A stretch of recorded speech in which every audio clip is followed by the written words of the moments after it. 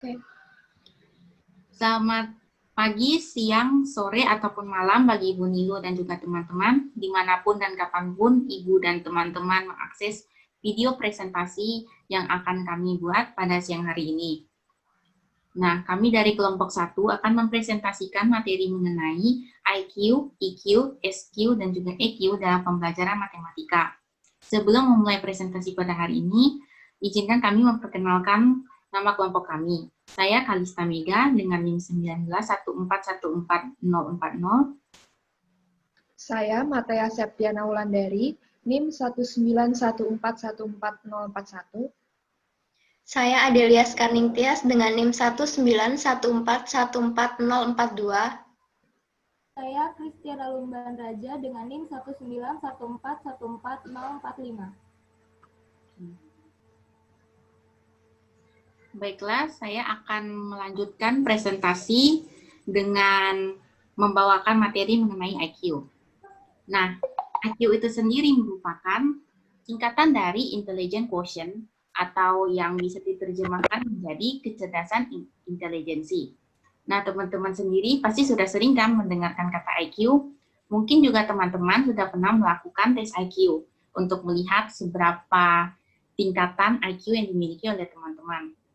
Nah, seringkali tingkatan IQ diidentikan dengan kepintaran seseorang dan juga diidentikan dengan keberhasilan seseorang di dalam meraih prestasi belajar. Meskipun begitu, IQ bukanlah satu-satunya hal penting yang berpengaruh di dalam hal tersebut. Sehingga nanti kita bisa bahas bagian yang lainnya. Nah, tetapi pertama-tama kita lihat dulu apa itu pengertian IQ. Pengertian IQ menurut para ahli dimulai dari Galton. Galton mendefinisikan IQ sebagai sebuah intelijensi yang berarti kemampuan kognitif yang dimiliki suatu organisme untuk menyesuaikan diri secara efektif pada lingkungan yang kompleks dan selalu berubah serta dipengaruhi oleh faktor genetik. Nah, jadi singkatnya, Galton mendefinisikan IQ sebagai suatu kemampuan yang dimiliki oleh manusia untuk beradaptasi dengan lingkungan yang selalu berubah-ubah. Kemudian menurut Covey, IQ adalah kemampuan manusia untuk menganalisis, berpikir, dan menentukan hubungan sebab akibat, berpikir secara abstrak, menggunakan bahasa, memvisualisasikan sesuatu, dan memahami sesuatu. Kemudian menurut Behling, mengemukakan IQ sama dengan kemampuan kognisi, yaitu kemampuan yang di dalamnya mencakup belajar dan memecahkan masalah, menggunakan simbol dan juga bahasa. Dengan demikian, dapat disimpulkan bahwa IQ adalah kemampuan manusia untuk berpikir secara rasional, menganalisis, menentukan hubungan sebab akibat, berpikir secara abstrak, menggunakan bahasa, memvisualisasikan sesuatu, dan memahami sesuatu. Selanjutnya ada 7 penggolongan tingkat kecerdasan manusia berdasarkan tes Stanford-Binet yang telah direvisi oleh Terman dan Merrill. Nah, dari teman-teman kan mungkin sudah ada yang pernah melakukan tes IQ, mungkin bisa dicek tingkatan IQ teman-teman ada di kelompok kecerdasan yang mana. Di sini ada kelompok kecerdasan amat superior atau yang biasa kita kenal dengan jenius. Kemudian ada kelompok kecerdasan superior, kemudian kelompok kecerdasan rata-rata tinggi, kemudian ada kecerdasan rata-rata rendah, kecerdasan batas lemah mental, dan terakhir ada kelompok kecerdasan lemah mental, atau biasanya teman-teman yang ada di dalam rentang ini memiliki keterbelakangan mental. Selanjutnya, Bailey dalam penelitiannya mengemukakan ada beberapa faktor yang mempengaruhi kemampuan intelektual individu dengan individu yang lain, yaitu pertama disebabkan oleh pembawaan atau keturunan atau biasa yang kita kenal dengan istilah genetik. Sebelumnya Bailey telah melakukan penelitian yaitu dengan memberikan tes intelijensi kepada orang tua dan anak kemudian dengan kakek dan neneknya. Dan ia menyimpulkan bahwa genetik mempengaruhi kemampuan intelijensi atau intelektual yang dimiliki oleh seorang individu sampai dengan batas tertentu. Selanjutnya ada latar belakang sosial ekonomi. Latar belakang sosial ekonomi sebuah keluarga pasti akan sangat berpengaruh. Kita bandingkan saja. Keluarga dengan sosial ekonomi yang berkecukupan dengan yang berkekurangan pasti akan berbeda kan? Jika keluarganya berkecukupan, ada pendapatan, pekerjaan, dan juga tingkat pendidikan pasti juga akan lebih tinggi. Sehingga bisa memberikan akses pemenuhan gizi yang lebih baik kepada anak, kemudian bisa memberikan pendidikan yang juga baik kepada anak, dan memberikan berbagai akses kepada kegiatan-kegiatan yang membantu untuk mengasah IQ anak, contohnya dengan mengikutkan anak kepada kursus. Sedangkan jika ada keluarga dengan latar belakang sosial ekonomi yang berkekurangan, untuk makan saja kan sudah susah. Dan juga untuk bisa mendapatkan kualitas sekolah itu pun kadang pas-pasan. Nah, selanjutnya ada lingkungan hidup. Lingkungan hidup yang baik tentu akan mempengaruhi ke perkembangan IQ kita. Kita ambil contoh dari lingkungan keluarga.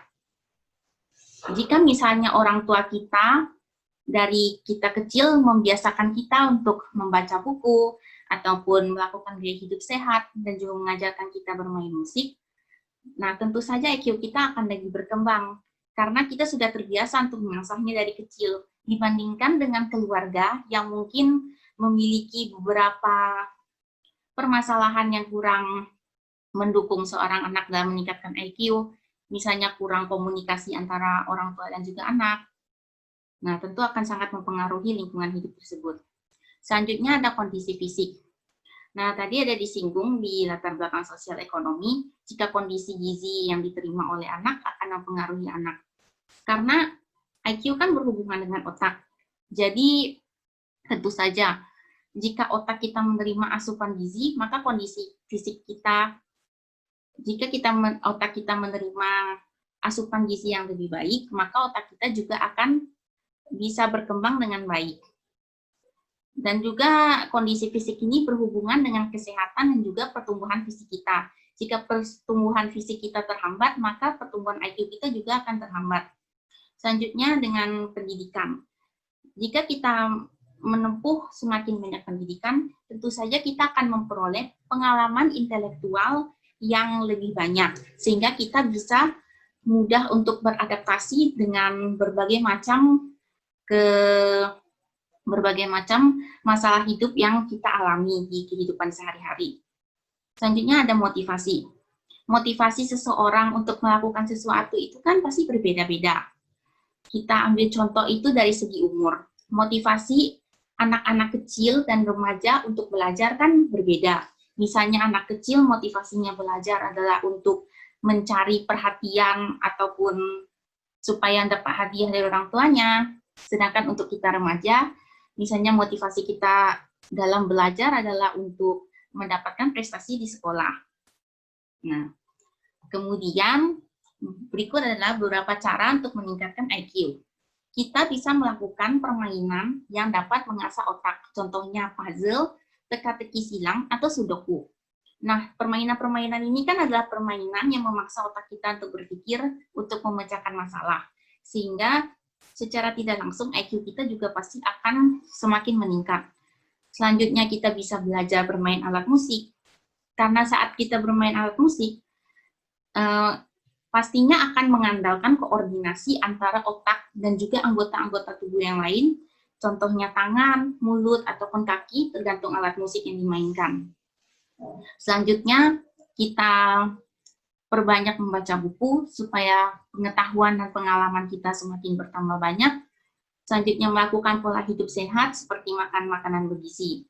Karena dengan adanya makanan bergizi, maka otak kita akan mendapatkan asupan gizi yang baik, sehingga IQ kita juga bisa berkembang dengan baik. Kemudian tidur yang cukup, supaya otak kita bisa beristirahat dengan baik dan tidak merasa kelelahan, sehingga keesokan harinya kita bisa lebih berkonsentrasi untuk melakukan kegiatan yang lebih optimal. Selanjutnya, rutin berolahraga juga supaya tubuh kita selalu sehat. Karena saat kita sakit pasti tidak akan kondusif kan bagi kita untuk melakukan kegiatan apapun. Selanjutnya kita bisa belajar memusatkan perhatian seperti melakukan meditasi. Dan ada tambahan, kita bisa belajar bahasa baru. Karena tadi sebelumnya sudah disinggung, kemampuan IQ berhubungan dengan kemampuan berbahasa, sehingga ketika kita mengasah kemampuan berbahasa kita dalam banyak bahasa, tentu saja akan meningkatkan kemampuan kita di dalam IQ lebih jauh lagi. Nah, selanjutnya hubungan IQ dengan pembelajaran matematika. Hubungan ini dapat terlihat dari kemampuan seseorang dalam memecahkan masalah. Masalah ini bisa berbentuk soal-soal yang perlu pemahaman seseorang untuk menyelesaikannya. Semakin tinggi taraf IQ seseorang kan, maka akan semakin cepat dan mudah untuk seseorang ini menyelesaikan soal. Karena biasanya di dalam pembelajaran matematika, satu konsep ataupun satu materi itu kan kita dihadapkan dengan berbagai contoh soal yang berbeda-beda bentuknya, sehingga memerlukan pemahaman bagi kita untuk mencari solusi dari masalah tersebut. Sedangkan jika seseorang memiliki taraf IQ yang rendah, maka akan cenderung sulit dan lama untuk mempelajari dan memahami suatu materi dan konsep di dalam pelajaran matematika. Baiklah, presentasi akan dilanjutkan oleh teman saya. Selanjutnya saya akan menjelaskan tentang EQ atau Emotional Quotient. Next.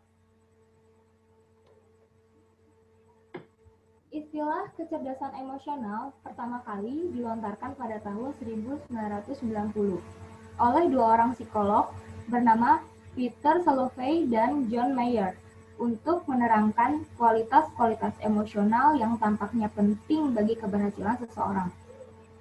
Salovey dan Mayer mendefinisikan kecerdasan emosional atau EQ adalah himpunan bagian dari kecerdasan sosial yang melibatkan kemampuan memantau perasaan sosial, yang melibatkan kemampuan pada orang lain, memilah-milah semuanya dengan menggunakan informasi itu, membimbing pikiran dan tindakan. Sedangkan menurut Howard Gardner dalam Cepi dan Risma, kecerdasan emosi terdiri atas banyak kecakapan, di antaranya intrapersonal intelligence dan interpersonal intelligence. Intrapersonal intelligence merupakan kecakapan mengenali perasaan diri yang terdiri sendiri atas satu kesadaran diri, yang meliputi keadaan emosi, penilaian pribadi, dan percaya diri. Yang kedua, pengaturan diri, yang meliputi pengendalian diri, dapat dipercayai waspada, adaptif, dan inovatif. Yang ketiga, motivasi, yang meliputi dorongan berprestasi, komitmen, inisiatif, dan optimis. Adapun interpersonal yang merupakan kecakapan berhubungan dengan orang lain yang terdiri atas 1. Empati, yang meliputi memahami orang lain, pelayanan, mengembangkan orang lain, mengatasi keragaman, dan kesadaran politis. Yang kedua, keterampilan sosial, yang meliputi pengaruh, komunikasi, kepemimpinan, katalisator perubahan, manajemen konflik, pengikat jaringan, kolaborasi, dan kooperasi serta kerja sama tim.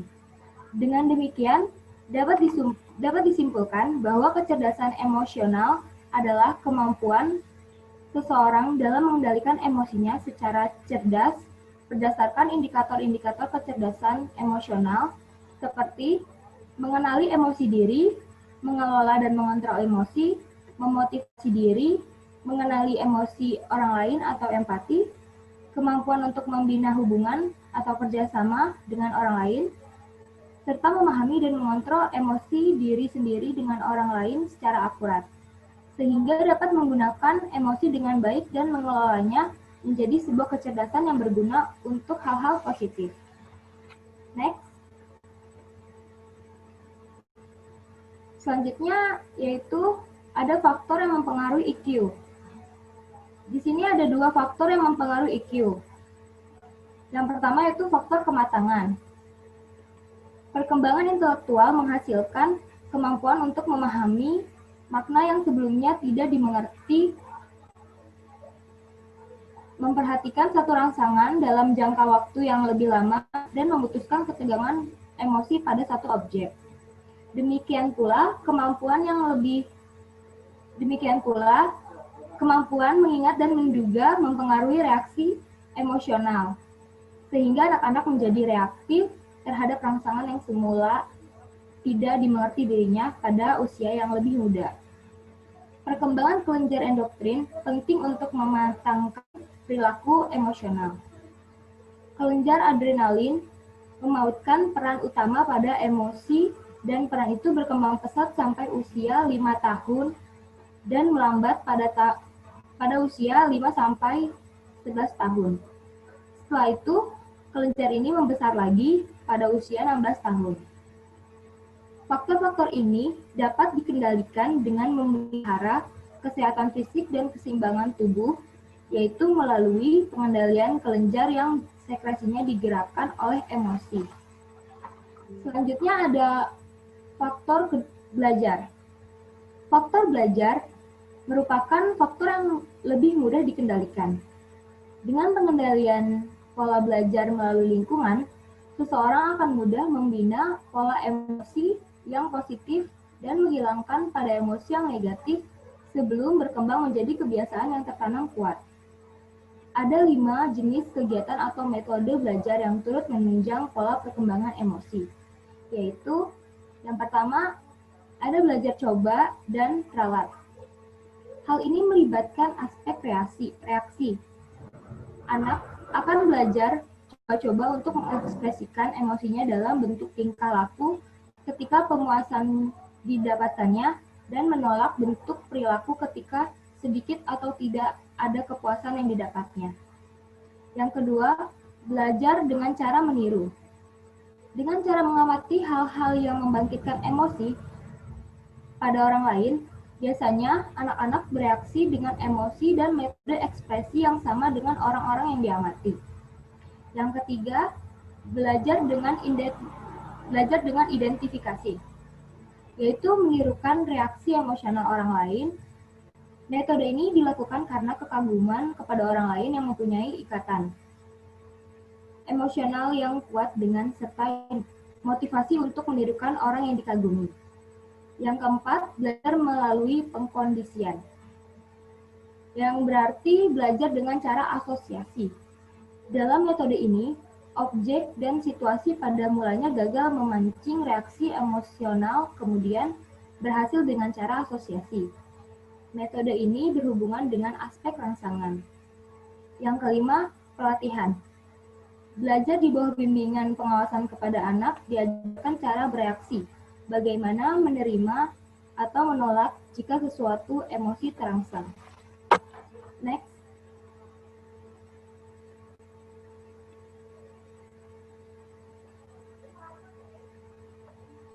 Selanjutnya yaitu cara meningkatkan EQ. Berikut ada beberapa cara yang mengembangkan atau meningkatkan EQ. Yang pertama yaitu mengenali, mengelola, dan mengekspresikan emosi kita. Yang kedua, memotivasi diri dengan hal positif, yaitu dengan cara belajar berpikir positif, bersyukur, dan jadilah diri sendiri. Yang ketiga, mengenali dan mengelola emosi orang lain.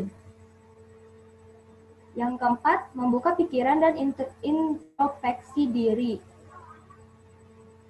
Membuka pikirannya itu dengan cara mampu menerima kritik dan saran dari orang lain.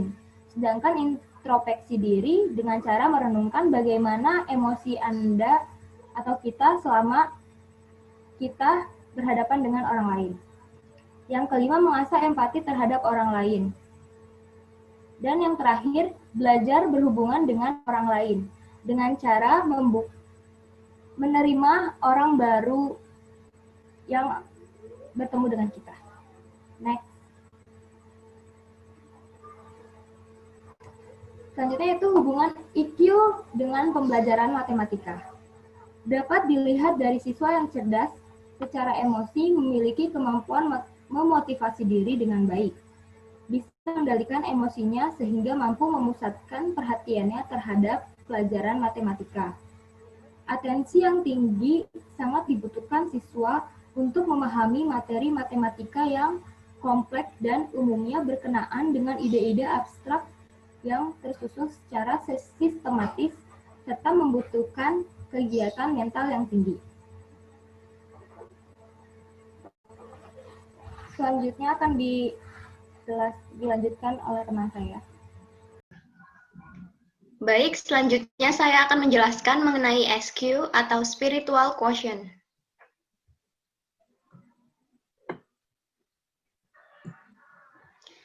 Baik, SQ atau Spiritual Quotient bisa kita sebut juga dengan kecerdasan spiritual. Nah, istilah spiritual ini berasal dari bahasa Latin yaitu spiritus atau spirit yang berarti nafas. Spirit juga bisa diartikan sebagai suatu bentuk dari alkohol murni. Nah, penekanan pada pengertian ini terletak pada makna kemurnian. Kemudian juga dalam Kamus Besar Bahasa Indonesia, kata spirit juga bisa kita temui dengan arti semangat, jiwa, roh. Ini bermakna bahwa dorongan spiritual pada manusia tertanam pada pangkal esensi dasar manusia yang disebut roh. Selanjutnya, kecerdasan spiritual pertama kali dipopulerkan oleh seorang psikolog bernama Danah Zohar dan juga suaminya yang bernama Ian Marshall yang seorang fisikawan, dengan istilah spiritual intelligence. Menurut mereka, kecerdasan spiritual adalah kecerdasan untuk menghadapi dan memecahkan persoalan makna dan nilai. Kecerdasan untuk menempatkan perilaku dan hidup dalam konteks makna yang lebih luas dan kaya, serta kecerdasan untuk menilai bahwa tindakan atau jalan hidup seseorang lebih bermakna. Jadi menurut Zohar dan Marshall, kecerdasan spiritual ini intinya merupakan kecerdasan untuk menghadapi dan memaknai kehidupan. Oke, selanjutnya.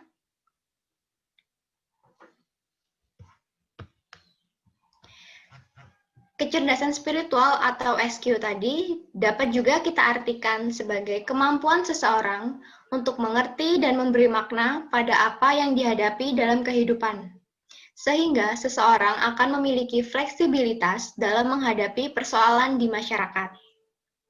SQ ini juga memiliki fungsi, antara lain memberikan kemampuan untuk kreatif, memberikan perasaan moral, dan juga memberikan kepastian jawaban mengenai sesuatu yang baik dan juga yang buruk. Selanjutnya,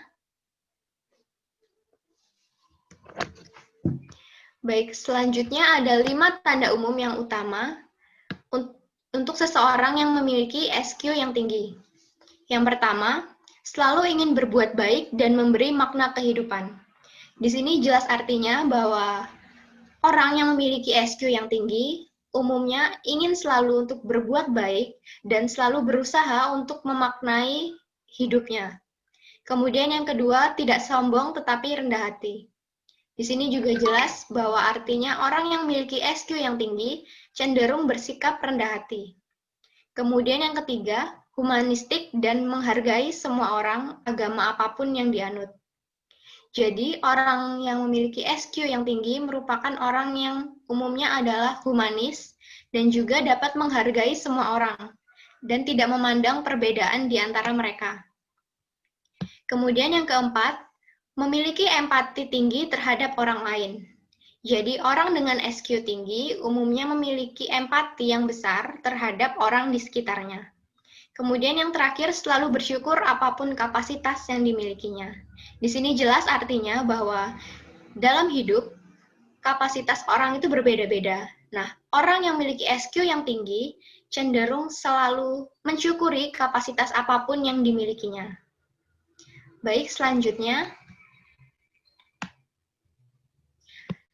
ada tips atau cara meningkatkan SQ. Yang pertama, seringlah melakukan mawas diri dan perenungan mengenai diri sendiri, kaitan hubungan dengan orang lain, serta peristiwa yang dihadapi. Di sini intinya untuk meningkatkan SQ, salah satu caranya adalah kita harus sering-sering melakukan mawas diri dan juga merenungi mengenai hidup kita dan juga hubungan kita dengan orang lain, serta peristiwa-peristiwa yang telah terjadi atau kita hadapi. Kemudian yang kedua adalah kenali tujuan, tanggung jawab, dan juga kewajiban hidup kita. Jadi di sini untuk meningkatkan SQ, kita juga harus berusaha untuk mengenali tujuan hidup kita apa, kemudian tanggung jawab kita apa, dan juga kewajiban yang harus kita jalani dalam hidup kita.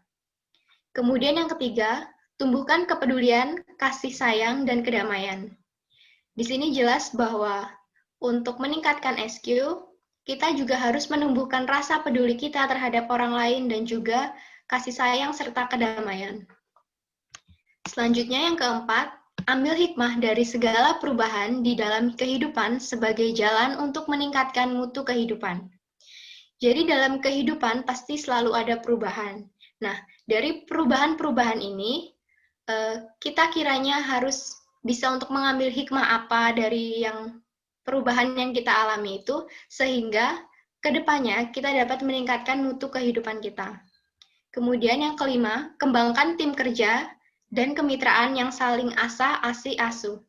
Jadi untuk meningkatkan SQ, salah satu caranya bisa dengan kita belajar untuk hidup dalam kelompok, bekerja sama, begitu, dan saling asah, asih, asuh. Yang dimaksud asah, kita bisa saling mengasah satu sama lain, apa yang dimiliki. Kemudian asih, kita bisa saling menghargai, mengasihi, dan juga untuk asuh, kita bisa saling menjaga. Kemudian yang terakhir, belajar mempunyai rasa rendah hati di hadapan Tuhan dan sesama manusia. Di sini, untuk meningkatkan SQ, kita bisa dengan cara belajar untuk selalu memiliki rasa rendah hati, baik di hadapan Tuhan maupun sesama kita. Selanjutnya, nah, hubungan SQ dengan pembelajaran matematika, misalnya kita dapat lihat jika ada seorang murid yang dapat bersifat fleksibel, di mana misalnya ketika ia melakukan kesalahan dalam bermatematika, misalnya salah berhitung atau salah mengaplikasikan konsep matematika, mau menerima masukan dari teman ataupun gurunya. Kemudian, murid yang punya kemampuan lebih dalam matematika bisa menghargai teman-teman yang kemampuan di bawahnya dan tetap rendah hati. Jadi, murid yang cenderung menguasai matematika bisa tetap bersikap rendah hati dan juga menghargai teman-teman yang mungkin kemampuannya ada di bawahnya dan juga mau untuk mengajari agar temannya juga bisa gitu. Baik, sekian dari presentasi mengenai SQ akan dilanjutkan oleh teman saya. Oke. Baik, di sini saya akan mempresentasikan tentang AQ atau Adversity Equation.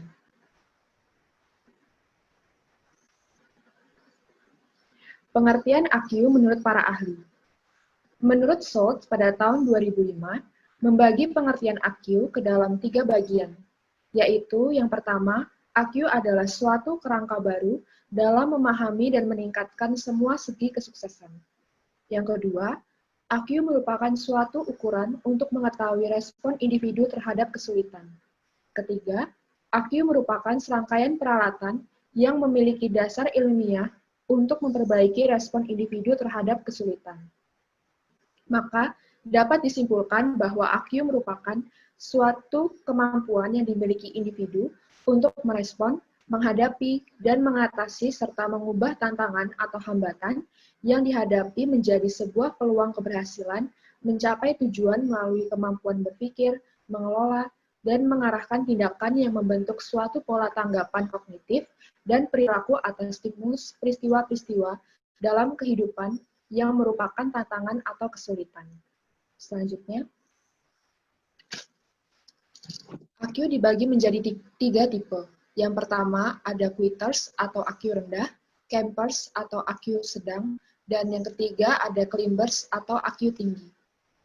Selanjutnya, yang pertama ada quitters atau AQ rendah. Biasanya orang yang memiliki tipe AQ rendah memiliki ciri-ciri yang pertama, memilih untuk keluar, menghindari kewajiban, mundur, dan berhenti. Yang kedua, menolak kesempatan yang telah diberikan. Yang ketiga, meninggalkan dorongan inti untuk merdeka. Yang keempat, murung, sinis, mudah menyalahkan orang lain, dan sirik. Nah, biasanya tipe quitters atau AQ rendah ini adalah orang yang gampang menyerah dan mudah putus asa. Selanjutnya, yang kedua ada campers atau tipe AQ sedang. Biasanya orang yang memiliki tipe IQ sedang ini memiliki ciri-ciri yang pertama, sudah melakukan sedikit, lalu berhenti di tengah jalan. Yang kedua, melepaskan kesempatan untuk maju. Ketiga, mudah puas dengan apa yang telah dicapai. Biasanya orang dengan tipe campers atau IQ sedang ini adalah orang yang biasanya berani melakukan pekerjaan yang beresiko, tetapi tetap mengambil resiko yang terukur aman atau biasanya hanya berani di zona amannya saja. Selanjutnya, yang ketiga ada climbers atau IQ tinggi. Biasanya orang yang memiliki tipe climbers atau IQ tinggi ini adalah memiliki ciri-ciri yang pertama, orang yang memiliki pikiran terus tentang peluang. Yang kedua, tidak memikirkan suatu hal sebagai hambatan. Yang ketiga, tidak menyesali kebelumberhasilan. Yang keempat, pembelajar seumur hidup. Nah, biasanya orang yang memiliki tipe climbers atau IQ tinggi ini adalah orang yang mau bekerja keras untuk mendapatkan apa yang dia inginkan, walaupun ada banyak rintangan yang menghadang. Selanjutnya, tips meningkatkan IQ. Yang pertama, berdedikasi tinggi terhadap apa yang tengah dijalankan. Nah, dedikasi itu biasanya berupa komitmen, kecintaan, atau ambisi untuk melaksanakan pekerjaan dengan baik. Yang kedua, mereka memiliki determinasi, artinya kemauan untuk mencapai tujuan, bekerja keras, berkeyakinan, pantang menyerah, dan kemauan untuk mencapai tujuan yang diinginkan. Yang ketiga, selalu berbeda dengan orang lain. Biasanya, orang sukses adalah orang yang memakai jalan, cara, atau sistem yang berbeda dengan orang lain pada umumnya. Selanjutnya, hubungan IQ dengan pembelajaran matematika.